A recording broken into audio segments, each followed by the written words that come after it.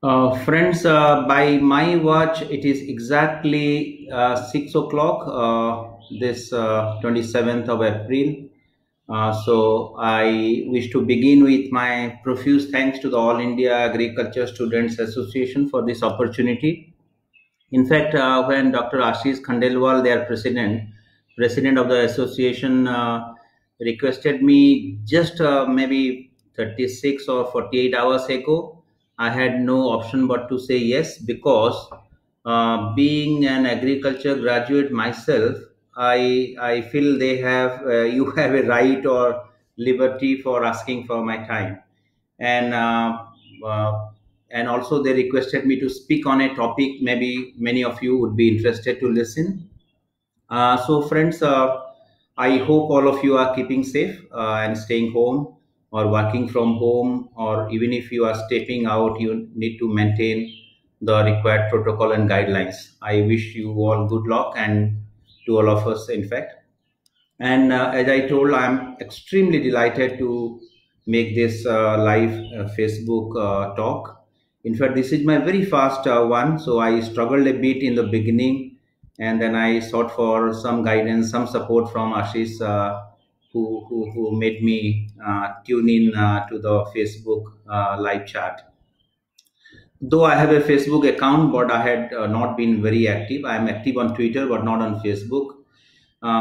Then when I opened my account, I had forgotten my password, and then I could log in by taking the required procedure. But I discovered that there are a few many fake Facebook accounts in my name with my photographs, family pics, and other stuff. So again, coming back to today's discussion, I'm very happy to share my thoughts on this.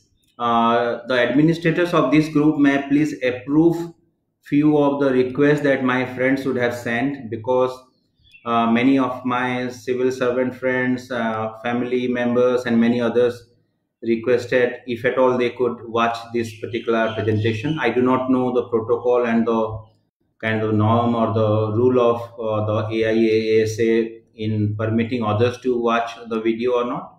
But then, if it is permissible, please approve that Dr. Khandelwal and friends in the group who are the administrators.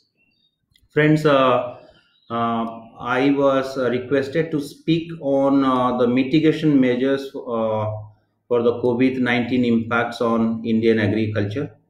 This is a very relevant topic, and having a background in agriculture science, let me also tell something more about me. Those of you who would not be knowing me, as I told, I am an agriculture graduate. I studied in the Odisha University of Agriculture and Technology, then moved to the Banaras Hindu University for my masters in agricultural entomology, and then I joined Indian Agriculture Research Institute (IARI) for my PhD. I passed out my PhD in 1996, and then immediately joined the Indian Civil Service in the IAS the same year. In fact, I my interview for the PhD was on 12th of June 1996, and the results of the civil services were declared on 18th of the same month. So I was, unemployed for 6 days. Practically not unemployed, because I was selected in the Agriculture Research Service examination (ARS). In fact, I topped the exam of my batch. So if I were not in the IAS, then I would have been a scientist like many of you very happily. I would have been a very happy scientist, part of the scientific community. Friends, coming back to the COVID-19 pandemic, in fact, this has affected all walks of life. If you see, then this is a global health crisis. Obviously, the lives of the people obviously are the most prime concern for any government in the state or in federal government in India or anywhere across the globe. And obviously, there are disruptions to all sectors, including agriculture. But I'm an optimist. I see the positive part of the story. Let me tell you that just imagine for a while that if India were not food grains surplus, if Indian granary was not full of the food grains right now at this moment, can you imagine what could have been the situation? I mean, all the strategies that we are now deploying for containing the pandemic would have gone haywire. I mean, a country without being food secure cannot think of a strategy to contain any other disaster or pandemic or anything. So that way, we must congratulate all the farmers of our nation, all the agriculture scientists, the officials of the state government, agriculture and allied sector departments, and many of you on the other side of the computer who are listening to this video chat, and many others, that we need to complement the agriculture fraternity in India, that we are in a very comfortable situation of the food grains scenario. Let me give you some statistics. Many of you would have seen in newspapers that as per the second advanced estimates for the 2019-20 year, India is going to have food grains production of 292 million tons, and the horticultural production is also more than the last year's. It would be again more than 300 million tons of fruits and vegetables, the horticultural production and other stuff. So that way we are in a very comfortable situation. And I must tell you that even the buffer stock, the strategic buffer stock that the government maintains, is also as high as about 60 million tons. That's how it makes us comforting. So there could have been few other challenges, but then the situation is not so grim from the agriculture standpoint. And I must, this is again my personal view and also based on the evidences and the facts around us, that agriculture sector is not much disrupted as of now. How does the pandemic play out, and what would be its impact on the sector, we will see.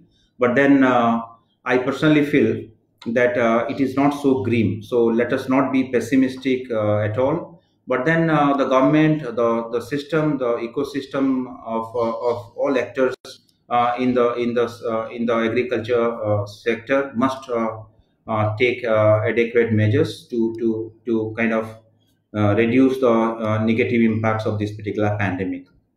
As I speak, I will speak. In fact, I have written few of the op-eds and opinion pieces and blogs on this subject for the last 1 month. During the lockdown, reading and writing is my hobby. Besides gardening, so I am also writing my insights into these opinion pieces. Those of you who are interested may please Google out, type my name, and see the COVID, and then see the pieces if at all you are interested. I will speak on this topic, the given topic, mitigation measures to contain the impacts of COVID-19 in Indian agriculture, and it will be my talk would be structured like this. I just, as I told, I gave you something about the unprecedented situation around this particular pandemic. I'll also speak about what are the government measures those have been taken over the last few weeks to reduce the impact on the agriculture sector per se. Then I'll also speak about the challenges that the sector is facing or might face in the near future. And then I will suggest the mitigation measures both in the short term and also in the medium and long term. And also at the end, very interestingly, I'll give you few points that this particular crisis could offer opportunities for the agriculture sector, for the Indian agriculture as a whole. So this is the structure of my presentation. So I'll pick up on that I have already written for my blog pieces or the op-eds, and I will not read, but then I will elaborate the points that I wish to speak. Friends, as I told you, the pandemic has affected every sector, and agriculture is no exception. But the situation is not so grim. I reiterate. How do I say so? Because initially, if you remember, when the pandemic was declared by the WHO, and subsequently the Honorable Indian Prime Minister declared the lockdown, that time it was apprehended that the agriculture sector, particularly the harvesting and the immediate farm harvesting and procurement operations will be hit in a big way. I give you statistics because I told you I will give you some facts and figures and evidences to support my claim. Till 23rd of April 2020, a few days back, the procurement of wheat in Punjab was at a level of, I think, 17 million or 27 million tons or something. But the procurement figures is the figures are more than what it was last year. So the apprehension that farm operations will be hit and procurement operations will be, kind of impacted very heavily, they have not come true. That's a good news for Indian agriculture. So Punjab, as I told you, the operations are still going on, not only in Punjab, in many other parts of the country, and this is mainly due to the relaxation declared by the government in its guidelines. The Union Home Ministry, if you remember, when the lockdown was announced, immediately after 2 days, on 27th of March, there was a guideline which explicitly told that movement of farm laborers or the machines harvesting and other related machines would not be in the purview of these lockdown guidelines. That was, to my mind, a very good step and a step in very right direction that set the tone. So that is one. So farm operations and the harvesting have not been impacted as it was apprehended, and the operations of the rabi crops are near normal, I would say. In few parts, might have been impacted. Then there was this interruption in the agri supply chain was a big concern, and it continues to be very huge. But though when there is an assessment of the impacts, maybe we can get to know as to what was the extent of loss of income or some kind of opportunity costing could be done. But at this stage, at least, there is a smooth, not very smooth, but at least near smooth supply chain in the agriculture value chain, particularly the fruits and vegetables. In the urban spaces, as you can see, we are able to get the fruits, vegetables, and other stuff. But maybe how has it impacted the farmers down the line has to be assessed. And of course, the export of a few commodities of grapes and many other stuff have been impacted, and in the entire value chain, there must have been some impact on the farmers' income, which we get to know after the evidences come from the ground. Friends, the greatest challenge or the worry after the lockdown was announced is of the migration of labor. It was a very pathetic sight when we got to see migrant workers or the workers engaged in the informal sector. They went back to their villages, and it was literally very unprecedented, and nobody could imagine it before the lockdown. I mean, personally speaking, I never could think that this kind of a situation would come, but it is literally a very big challenge, and it was apprehended, and also it is still having some impacts in the sector, that the harvesting operations and subsequently the marketing of the grains in the mandis could have been impacted. But as I told you, the figures in Northwest India is not very alarming. The procurement operations are still going on, and by maintaining the social distancing norms and the staggered procurement operations, things are at least managed to that level by the state government. That is a good news. Then the other point that I wish to inform is that the government of India and the state governments announced a lot of welfare measures. If you remember the package declared by the Honorable Finance Minister, the Prime Minister's Garib Kalyan Yojana, under which a slew of measures were announced, and in that the more important one was about the distribution of food grains to the vulnerable sections of the population, and the additional allotment, and then also the monetary benefit to the so women members under the Jan Dhan Yojana, or 2,000 rupees advance payment under the PM Kisan, the Pradhan Mantri Kisan Samman Nidhi, the income support scheme of the Government of India was given. And as you know, many of you must be tracking the news items that the such money has already reached to the accounts of many farmers across the country. So that's a very comforting news. But the distribution of PDS items to the last mile, be it any tribal districts of Odisha or Chhattisgarh, to anywhere hinterland districts, anywhere in Maharashtra, Bihar, or in the northeast. If at all a scheme is announced, whether the benefit is reaching to the poor and the needy, the vulnerable, is extremely important. So the distribution of grains or the commodities or the essential items to the last mile would continue to the vulnerable population, would continue to be a big challenge. And personally speaking, all the state governments are doing fantastic job in this particular score. And there have not been any reports of any kind of people kind of deprived of food items and other stuff. So that is one of the major challenges that used to be talked about as a major challenge, but at least for the time being, it is a good news that they are being taken care of. Another challenge after the lockdown that experts and policy analysts were talking about is the availability of agri inputs for the coming Kharif season.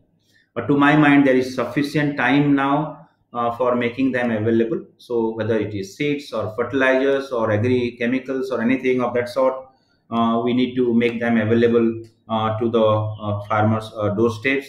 And then I personally feel the time is still there, and the state governments can ensure that, particularly the input supply for the next season. It can very well be planned, and to my mind, there is time to ensure the availability. Then, as I told, the excess, the buffer grains helped a lot, and there were some analysis by experts which tells that even if the buffer grains are adjusted in this Garib Kalyan Yojana initiatives, still we will be left with sufficient grains. And another good news is that there is going to be a bumper Rabi harvest this time. Again, congratulations to many of you who are directly or indirectly involved in these activities. And the IMD and many climate models have already predicted that there will be a weak El Nino, and there will be a good, no, there will be a normal monsoon in the coming rainy season. So they are all good news. Imagine that if there would not be a normal monsoon, if there would not be sufficient grains in our granary, we can't think of managing this disaster efficiently. So that way, again, compliments to all of you. And there are many other challenges, as I told you. The supply chain disruptions in few instances have been a cause of worry. For example, the milk value chain has been affected. The market, there were some marketing problems of milk, but that challenge could be addressed when we talk about the mitigation measures in the long run. How we can bring in, expand the reach of the organized dairy sector like Amul and many other private entities there for collection, procurement, and distribution of these milk products. But in the short run, many experts and many such advisories by the ICAR, the NIAP, and many others have also suggested that in the interim, the dairy farmers could go for the ghee making to reduce their income loss. So we should add value to the products rather than kind of not realizing any value immediately. So these were the challenges, as I told, and my information goes that the harvesting of sugarcane wherever it is there also are going on with the social distancing norms. So that way, they have not been impacted or disrupted very heavily, and we wish that the farmers' income and livelihood are not affected very adversely. And government measures, whether they have been impactful positively or not, an assessment study could reveal that. But my commonsensical understanding is that the sector has taken care of the entire 1.3 billion population across the country. So, friends, these are the immediate challenges that I wanted to discuss.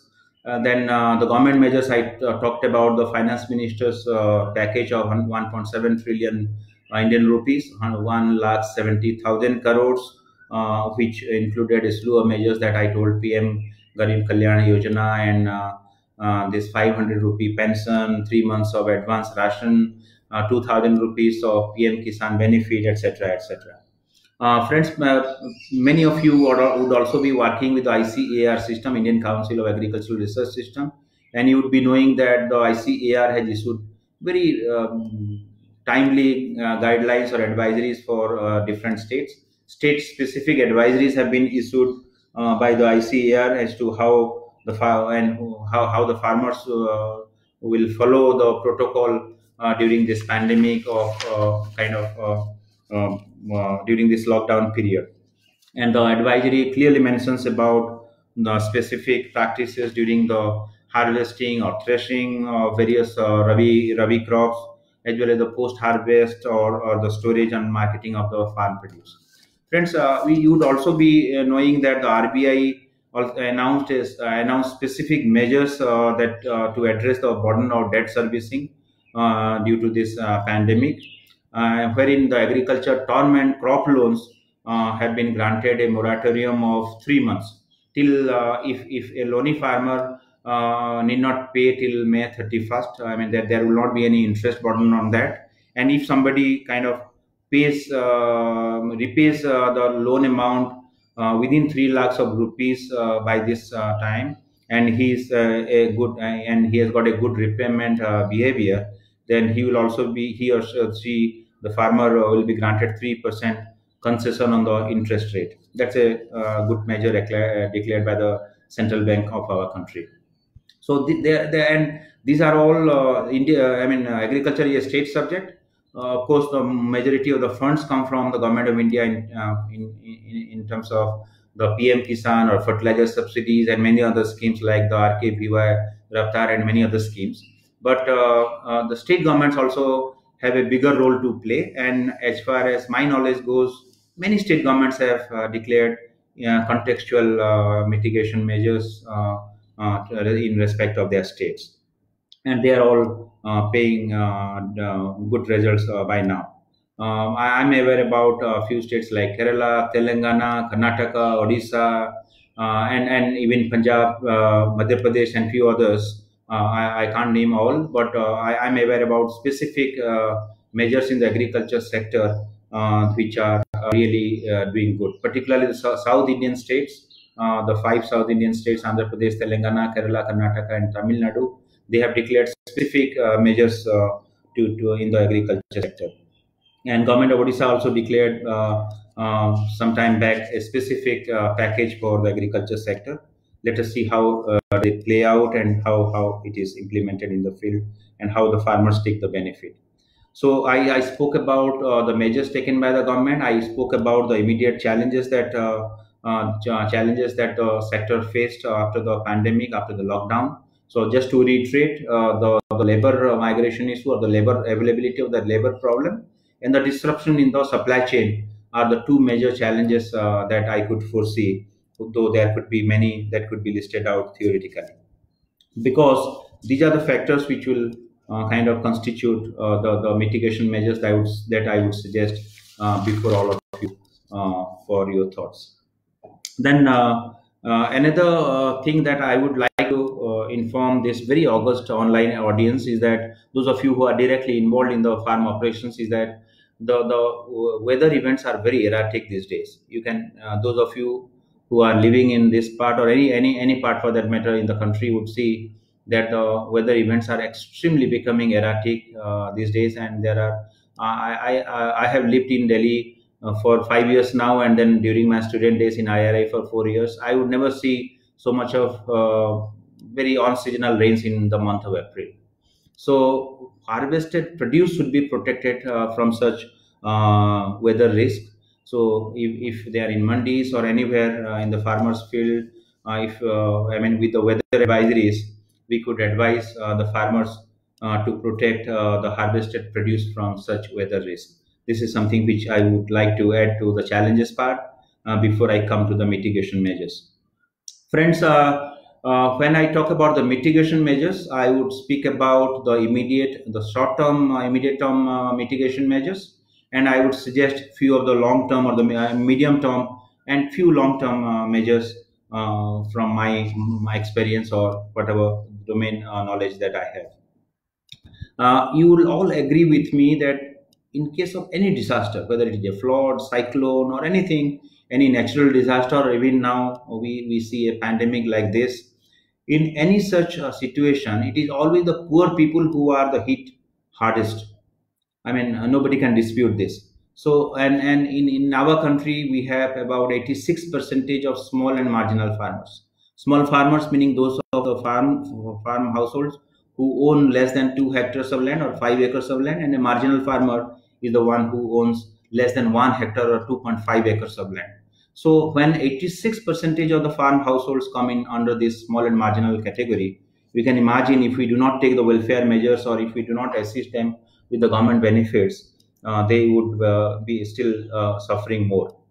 So the all the announcements that the governments, the union government or the state governments have made, proper implementation will be a key to see the results in the field. So the focus of the government therefore has to be to protect the lives of every citizen, and people living on agriculture and allied activities, mostly those of them who lose their income from such informal employment at this lockdown period. So they need to be provided some alternatives or welfare measure by the government till till the economy bounces back again. So many economists are telling that it could be a V-shaped recovery. So even if there is a sudden slump now, but recovery or the demand from the consumers could again rise up. Let's hope that it comes back, whether it is V or W. We do not know as of now how our containment measures plays out or how the pandemic plays out in the years to come would be seen. So first of all, I am proposing or I am suggesting prescribing that the welfare measures for the small and marginal farmers, whatever have been announced, should be implemented properly. My second point would be on the demand side. To sustain the demand for the agricultural commodities, we need to invest in the agri logistics value chain. This has in fact been advocated by the Niti Aayog panel, the Farmers Commission led by Professor Swaminathan, Dr. Ashok Dalwai committee on the doubling of farmers' income. Everybody have been advocating or suggesting, advising on building a very robust agri logistics infrastructure. So we need to invest more, even in the short run, whatever could be done, and also in the long run, we need to promote this sector more. All my recommendations may not be in the same order as you would like, but I'm just speaking one by one so that you could pick up a few of them. And we need to also promote the e-commerce and delivery companies and the agri-tech startups in this particular situation. So, and I'm aware in cities like Hyderabad and many others, few startup companies and this agri value chain actors, they have played a very great role in the peri-urban space of Delhi. Also, I'm now informed that they are doing good things. They have not come to light as of now, not to the press reporting, but in the days to come, in the months to come, we need to promote with some kind of suitable policies and incentives this one. Third one that I would suggest is that there would be many SME sector, the small and medium enterprises. They may be running with the raw materials from the agriculture and the allied sector. So we need to also, because we in India, the informal sector and this SME sector, they would be key to rebuild our economy. So the SME sector in the agriculture domain, they need to be given special attention to so that the rural economy would not be collapsing in the years to come, in the months to come. Then I come back. The fourth point would be how do we? I spoke that one of the major challenges is about the availability of farm labor. So and the solution lies from commonsensical solution lies there, that to obviate the scarcity of farm labor, we need to promote more of farm machineries. So farm mechanization wherever they have not been done. As you know, in wheat and rice, the farm machinery has been confined to few pockets of the country. Though in Northwest India, the harvesting and many other operations are done by machineries, farm machines and equipments. But then still we need to promote them more, and the farmers producers organizations or the custom hiring centers could be very handy with suitable incentives. In fact, Government of India and many state governments are now promoting the establishment of FPOs, and also they have established custom hiring centers in their state limits. So we can do that there. Then on the farm labor issue also, in fact, in my op-ed piece and opinion pieces, I have suggested, and many other experts have also suggested. Few state governments have also demanded for the amendment of the NREGS Act by the center. I suggest that we could explore whether we could leverage the NREGS funds to pay part of the farm labor. In fact, in one of the webinars I suggested, and it was appreciated by few experts, that if this is allowed, and of course there should be some kind of a mechanism wherein the big farmers, or there could be a limit of the farmers who can avail this benefit. For example, say a marginal or a small farmer can only benefit this, and there could be a cap on the agriculture holding that this could benefit, and part of the wage could be paid by the farmer, so that there is some kind of participation from the farmers themselves. As of now, this is not permissible, but if that wage employment could also take care of the farm labor part, the landless laborers or other wage earners could benefit, and the farmers would directly benefit, and it not be for seasons to come.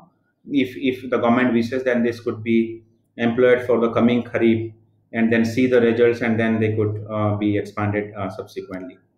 The next point that I would suggest is about the availability of credit for the coming kharif. I suggested that the availability of the farm inputs like seeds and fertilizers would be very much essential, and pre-positioning of them will be very crucial for a good kharif harvest. So that should be done. But institutional lending of crop loans is equally important. Many of you who are in the field operations know that we need to kind of expand and facilitate the smooth and sufficient flow of agriculture credit to the borrowing farmers.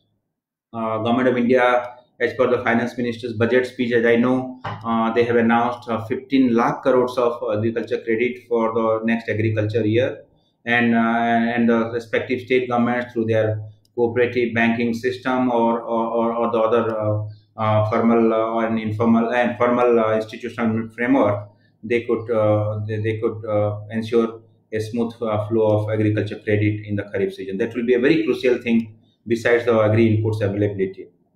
Then I told you that for the medium and long term, and also many state governments have already done it ad hoc and on an ad hoc manner, is the relaxation of APMC laws. The Agriculture Produce Marketing Committees Acts, many committees, including the DFI committee, the Doubling of Farmers Income Committee by Dr. Ashok Dalwai, has also suggested that we need to go for the structural reforms. And one of the structural reforms, prime structural reforms that they have suggested is the land leasing, the contract farming, and this APMC Act relaxation. You would remember that bringing the farm marketable surplus to the mandis during this crisis situation, the health crisis, were raising eyebrows, because how the congregation of farmers in mandis would create problems. So subsequently, by following the social distancing norms and the staggered procurement, many state governments have taken very proactive steps, and they have relaxed the APMC's legislations in respect to the states. So this is again a very good time. As I told you, this could be an opportunity to harness this particular situation for the benefit of the farmers, for the smooth procurement of the farmers' marketable surplus that could be allowed near the farm gate, or the warehouses, declaring the warehouses as mandis and satellite mandis, and kind of removing the obstacles that are there from the APMC regulations. So this is a very opportune time to do this. Then I would also suggest that a specific grievance redressal mechanism should be there. We have toll-free helplines or call centers in almost in every state, but they cater to the farm advisories mostly relating to weather or input availability or some kind of agro advisory relating to the cropping practice or the agronomic practices. But it is time that we need to expand that scope of that particular helplines to address the grievances of farmers during this pandemic situation. For example, a particular welfare measure has been announced for farmers, but then a particular farmer in a remote block would not be knowing, or he would be having a specific grievance. So whether through this helpline or even through the social media handles, that could be addressed, and a good framework could be established. But they all should be in the vernacular languages or the regional languages, and not in English or Hindi for non Hindi or non Hindi speaking places. That would be one of my suggestions there. Then I would again suggest that I not in worry, but at least I foresee that the post-pandemic situation, majority of the public investments might go for the health creation of health infrastructure or health services, and rightly so, logically so, because after such a huge health crisis, obviously the public sector investments would flow to that sector. But in that process, it should not crowd out the investment that would have gone to the agriculture sector or the agriculture research and innovation ecosystem. As you know, the investments in the agriculture research scenario is not much. In fact, the data says, I got to have laid my hands on the NIAP, NCAP study and few others, that our investments in agriculture research is hardly 0.3 to 0.4% of agri GDP, which is quite low if you compare with many other countries across the globe who are doing well in agriculture sector. So, and in fact, the government of India's agriculture budget also only 5% goes to the ICAR, which is very less, I would say. So that way, how we could advocate, or I could create a condition that enough investments go to this sector should also decide the future of Indian agriculture, because the climate change is looming large. Now we have, besides the weather variabilities, you have this kind of a pandemic and other unpredictable situations. So we need to we need not we should kind of give good investments to this sector, and no underinvestment. Underinvestment will not be good for the sector in the years to come.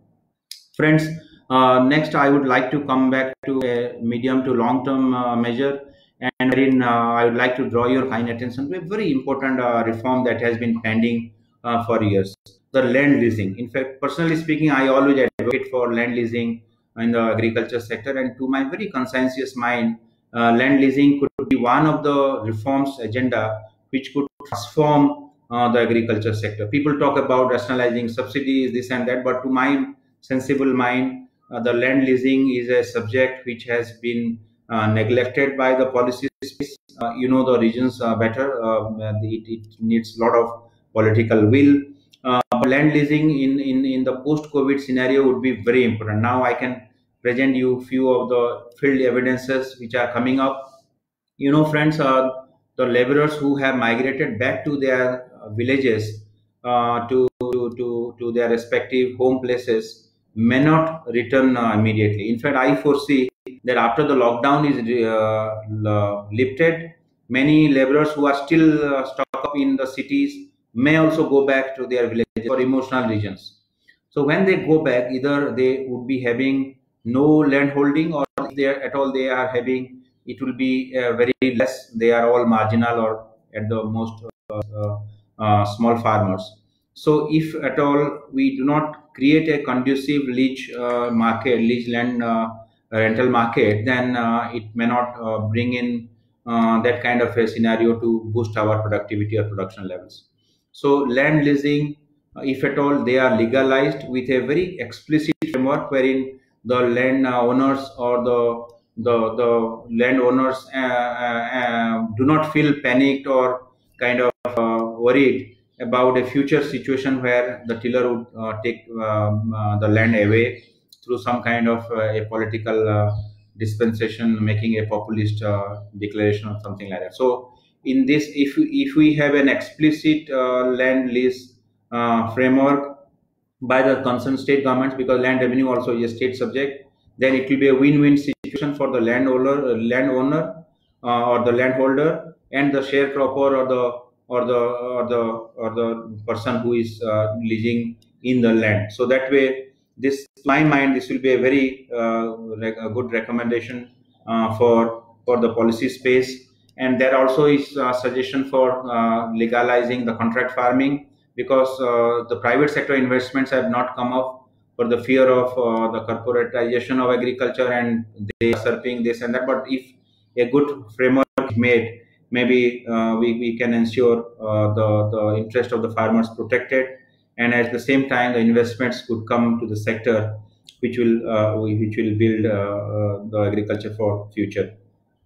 And last but not the least, this will again be a policy conundrum. In fact, it's a very, I mean, the landscape of the policy or the legacy incentives has been in favor of the big staples, as you know, rice and wheat. I call them as political crops, and in the process, the healthier crops like sorghum, millets, pulses, and many others, they do not get attention, because rice and wheat, as you know, I quote the example of Punjab, wherein the depletion of the groundwater table or the free power, free water, how it is kind of affecting the ecology or the environment negatively. All of us are aware, all of us are informed.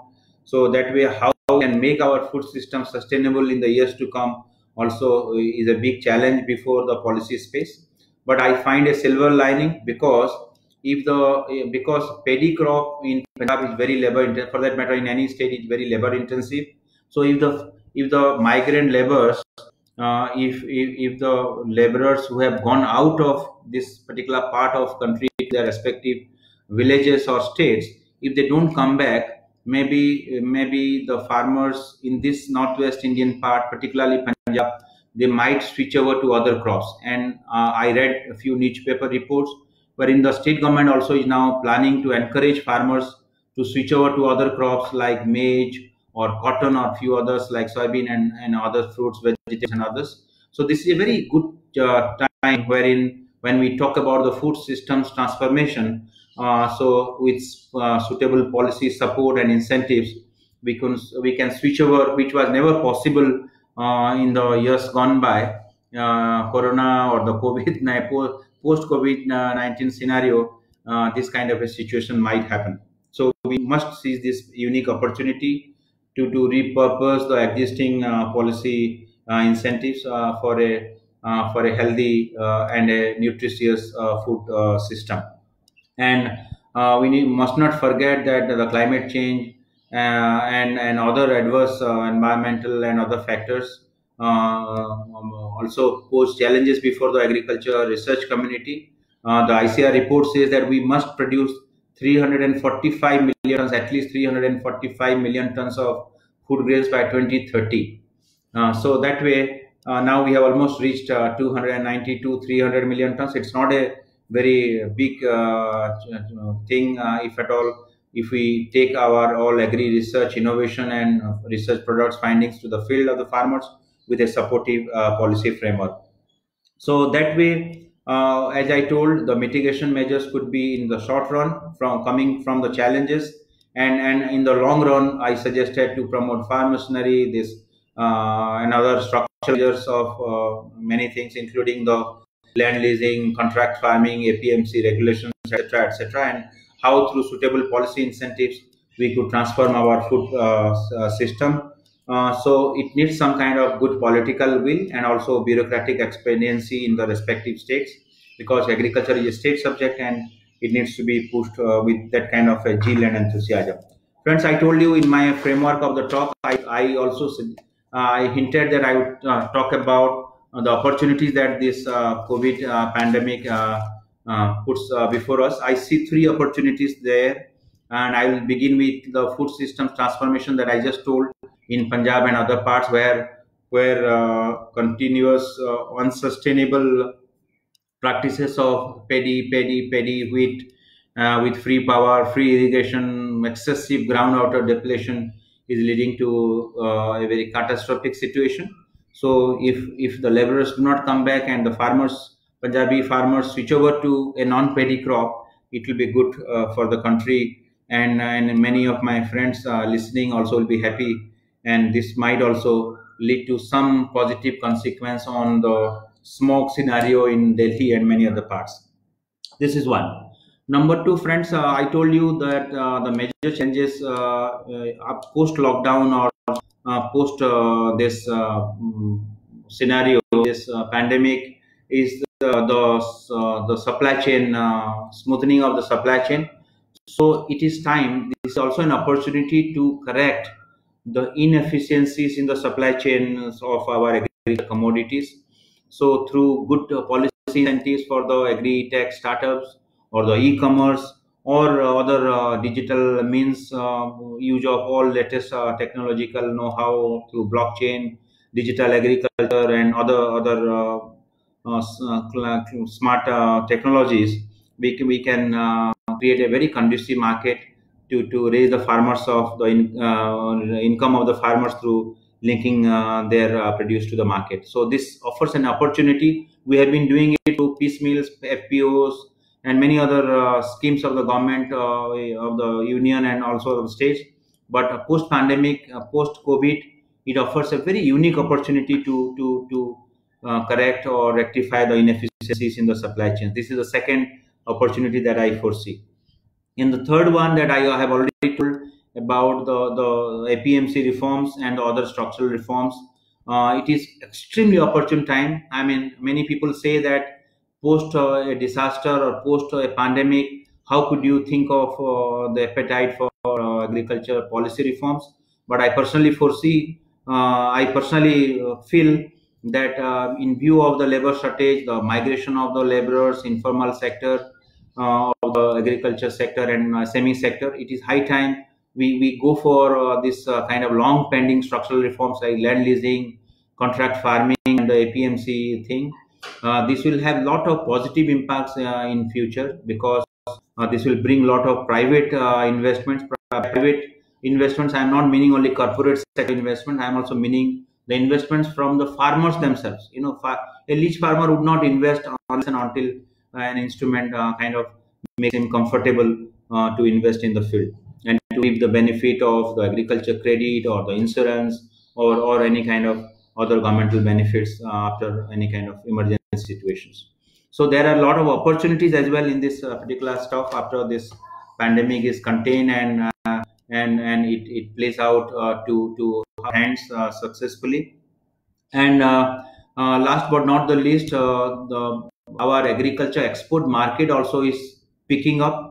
Those of you who would be knowing, India exported agriculture and allied goods worth 38 US billion dollars in 2018-19, and the figures could be very high if we go for a stable agri export policy. You know the success story of basmati rice. Those of you who studied in Pusa Institute IRI would feel proud that only one variety of rice, Pusa 1121, contributes a huge chunk of foreign exchange earning to the country.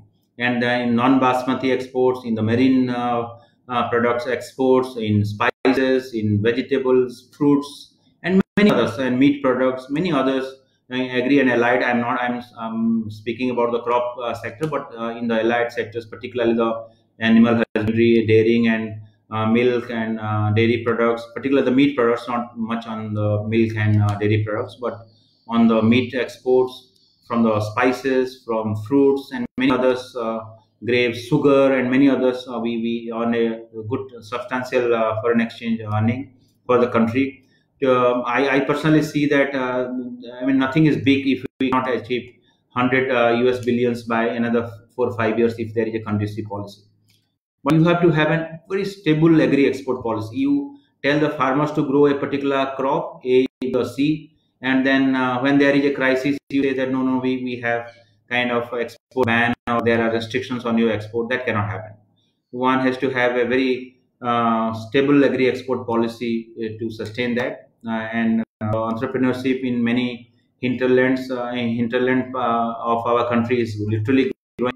You would be hearing many news stories wherein very highly educated people coming back from abroad, leaving their very cushy jobs, coming back to this kind of agri startups and doing this high value agriculture, and making it not only profitable for themselves, also making it a very highly engaging lot of employment, with lot of employment potential they are creating. So we need to also see this in the long term scenario. I have already told about the good monsoon in the coming kharif, so no, not much of worry in the immediate term. So it is high time that when we are having a comfortable situation in the agri food harvest, we need to go for these reforms. Friends, we are very lucky that India is very lucky that they are, the country is having a good harvest, and containing or managing this kind of a pandemic huge global proportion. I told you in the beginning, without a good high, imagine last year would have been a drought year. We did not have any buffer stock, and we don't have a comfortable food grains horticultural production. Then what will be the situation? I mean, my head bows to the millions of farmers across the country, and to all of you who are engaged directly or indirectly in the development of this sector, that the country is now facing this pandemic successfully. To me, if there is one single factor that makes us comfortable, it is the robust agriculture sector. Imagine you have a nuclear weapon, but then you don't have good crop harvest. Would you be able to manage the situation well? To my consensus mind, no. So how do we design the agriculture policy post COVID-19 scenario with the mitigation measures that I suggest could give a good future for Indian agriculture and for the country as a whole? But we must take note of these imperatives for a food systems transformation in the years to come. So this is in all that I wanted to share my thoughts. Maybe I may not have been very articulate in putting all my thoughts together, but having worked in the field, those of you who know me, not only I am an agriculture graduate before joining the civil services, I got the opportunity to also serve in the agriculture sector for a good part of my career. I was the director of the agriculture department of my state, Odisha. I also headed the Rural Livelihood Mission as its commissioner, and also the district collector and commissioner of the division. I have always given topmost priority to the agriculture and allied sectors, because that takes care of the poor and the marginalized, and gives a sustainable livelihood to largest population anywhere in India, maybe it my home state or anywhere or any other state for that matter. So I'm very lucky that, and subsequently when I came to India, I was handling fertilizer subsidies. You say that indirectly it also relates to agriculture sector, and subsequently through a global selection process, I joined ICRISAT as its country director. And fortunately, I'm able to use my domain knowledge or some kind of academic expertise in my present role. Those of you who are interested to be in touch with me can please feel free to talk to me. I'm quite accessible, and I would be happy to associate with any one of you in the interest of farmers of this country. I once again wish to thank the All India Agriculture Students Association for this opportunity. Friends, I would like to also reveal to you that the ISA gave its Outstanding Leadership Award to me in 2016.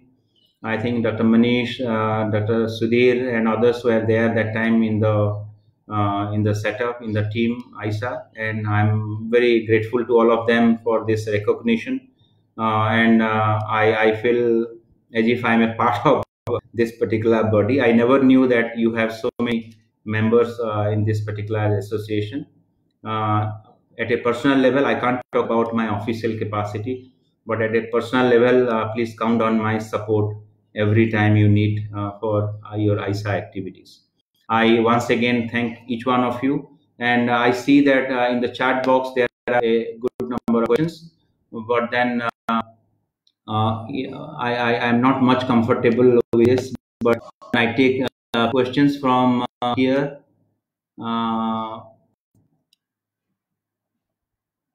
I'm sorry for my. I will just scroll down as advised by Ashish Khandelwal, some time back. So all very silly messages. Namaste, sir. Good evening, sir. I mean, my namaste to each one of you, but questions are very less. All complimentaries and good words, kind words. I'm grateful to each of you. I can see very kind of familiar names. I can see Srinivas Petikam from Bhubaneswar. I know him personally, and many others. I'm sorry, I'm not taking each one's name, but I can see many names here who kind of are very familiar during my when I was a student 20 years back in the campus, or 25 years back.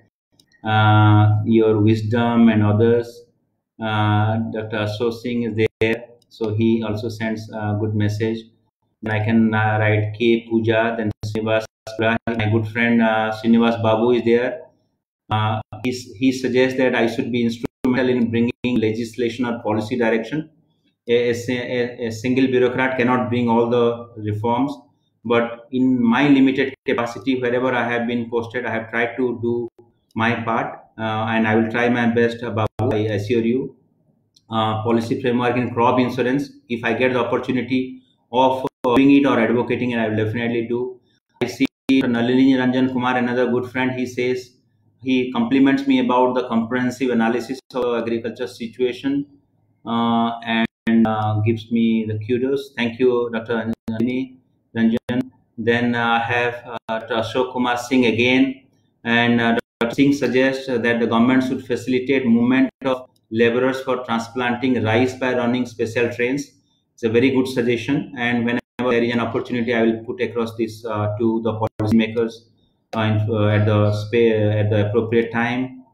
He also suggests a few others. He, being a pioneer in this particular space, has got very sensible suggestions, and he says that there is ample time so that for transplanting to begin. So this reforms could this measure could be taken. Entirely agree with you, Dr. Singh. Then Miftahul Barbarua he has complimented me for the talk, and he has assured me that he will read my publications in future. But he suggests that if I could be giving any valuable comment to the disaster management and preparedness related suggestions. Of course, if I give an opportunity, I will do that. And you have shared a link, I'll go through that. Then Harika Busa, he wishes me good evening and thanks me for the sharing of the information. Nothing much to on the comments part. Then all complimentaries, a plethora of comment, good words. I'm extremely grateful. I'm humbled by your comments. I'm not taking everybody's name, but there are good many compliments in the chat box. It will be very helpful. Good evening, sir, and very nice talk, valuable talk, and all this. Then I see Namrata Singh telling the she said that I have got to know about you from Dr. Khetrapal. I know Dr. Khetrapal in Apari. Thank you so much, Dr. Namrata, for your comments, and and I wish you good luck. And if you have any specific suggestions, please submit it now and also later when you have time. And those of you who are on Twitter can, if at all you are interested, you can follow me. My handle called @Arvind Party, so that I can see that. I'm not much active on Facebook. Thanks to Dr. Khandelwal for reconnecting me to this social media. Dr. Renu Singh, she is happy about the talk, and she says that there was some technical hitch in between that she could not see. Then Dr. Bhupender Singh compliments me for a good talk. Thank you, Dr. Bhupender. Tapas Chandra Rai says me namaskar. Thank you, Tapas, and namaskar. Namaskar from me as well, and many others. I'm not many, but then I wish not to miss this particular stuff. Then Dr. Shashwat Kishore Mishra, I think if he is the same, then he is in the ASCII, Administrative Staff College of India. He wishes me good evening. Good evening, Dr. Shashwat. And you don't have any comments. so I'm just ignoring the rest of the compliments. Then many good evening messages. I'm not reading them out, but there are many. Pusparaj, Raghav, Gajan Chimpa, and many others, and few other known names as well. Then there is Achyut Saraswat, Ashish Khandelwal, and Pradeep Ondhakar. They have wished me in the beginning, including Renu Singh and Malem Ngambi Mayum, and many others. Friends, please forgive me if I am not able to take your names, but I would have been happy if you would have put your criticism on my talk. I'm very happy if you have liked my talk, and I request you to come back again given an opportunities. And Mr. Dr. Abhijit Matra asked what initiatives ICRISAT is doing relating to popularization of nutrient crops. Mr. Mahapatra, you'd be happy to know that the mandate crops of ICRISAT like sorghum, millets, and other grain legumes like pigeon pea, chickpea, or peanut or the groundnut, they are all climate resilient and they are good from the nutrition standpoint. We call them as smart crops because they are not only good for you as a consumer, they are good for the planet because they have less low water footprints, and they are also good for the farmers because the farmers also can make good income by investing less. So we are promoting the crops. Then in many states we have state-specific interventions. As you know, it is a research organization, so we don't run much projects. And then on the upstream research on the genomics, molecular biology, genetic engineering, our scientists, you would be knowing Dr. Rajiv and his team, they are doing wonderful work in this field.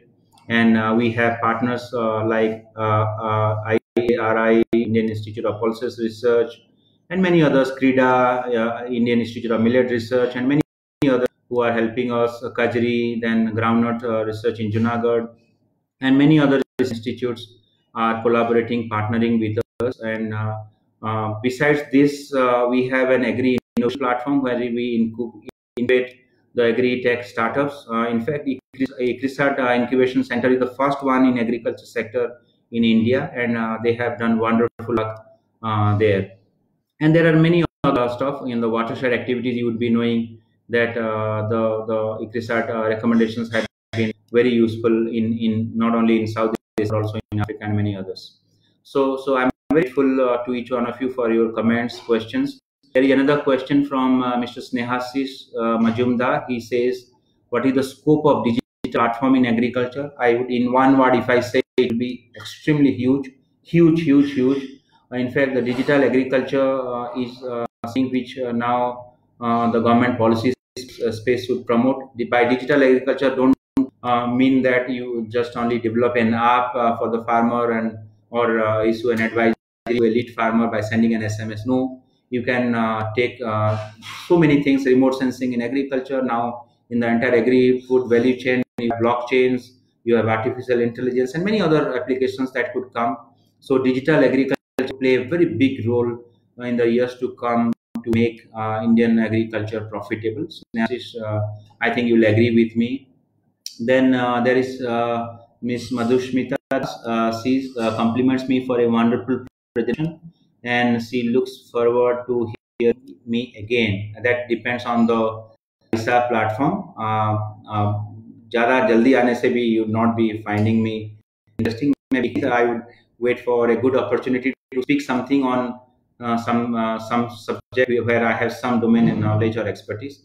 I would like to speak on anything and everything, but I would urge all of you to please read my blogs or thought in appearing in opinion pieces in various journals and newspapers like Financial Express, Times of India, and others. Then Abhishek Tripathi asks, what should be done for crop loss in the farmers' field during this lockdown? That entirely depends on the state policies. If something is insured, if a crop insurance is already there under, whether it is under the Prime Minister's Fasal Bima Yojana or some kind of compensation scheme of the respective state governments, they could very well be done. Again, it is contextual to the particular states. So friends, I'm running out of time. I assure Dr. Khandelwal that I would be finishing within an hour. This is almost more than an hour. So please permit me to stop here. I once again thank each one of you for being in the online, being a part of online audience, and those of you who would be watching it on, I mean, subsequently the recorded proceedings. You can please give your comments there.